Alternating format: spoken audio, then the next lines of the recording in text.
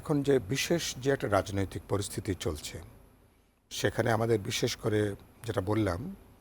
অভ্যুত্থানের পর থেকে, অভ্যুত্থান এবং অভ্যুত্থানের পর থেকে আহ, সেনাবাহিনী, আমরা যে পরিস্থিতি, তাতে সেনাবাহিনী তারা যদি এই সময়কালে অভ্যুত্থানকে রক্ষা করা, অভ্যুত্থানের অর্জনটাকে ধারণ করা, পরবর্তীকালে গত 9-10 মাসে নানা ধরনের অভ্যুত্থানকে ব্যর্থ করবার জন্যে, অন্তর্বর্তী সরকার বলি, অভ্যুত্থান বলি, আমাদের নতুন পরিবর্তনকে এটাকে নানাভাবে নাশকতার মধ্য দিয়ে এটাকে এটাকে অকার্যকর করবার যে তৎপরতা, সেখানে নিশ্চয়ই আপনি একমত হবেন, সেখানে সশস্ত্র বাহিনীর একটা গুরুত্বপূর্ণ ভূমিকা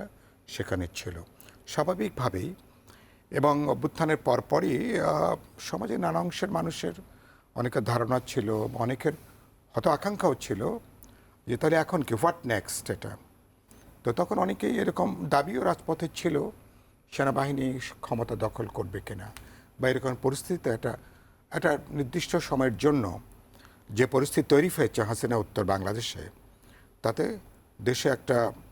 নিয়মতান্ত্রিক জায়গায় ফিরিয়ে আনার জন্য যাবে কিনা, সেনাবাহিনী সে পথে তারা হাঁটেনি। এবং গত 9-10 মাস ধরে তারা চেষ্টা করে তাদের পেশাগত দায়িত্বের মধ্যে থেকে যতখানি তারা সরকার এবং এই ডেমোক্রেটিক প্রসেসকে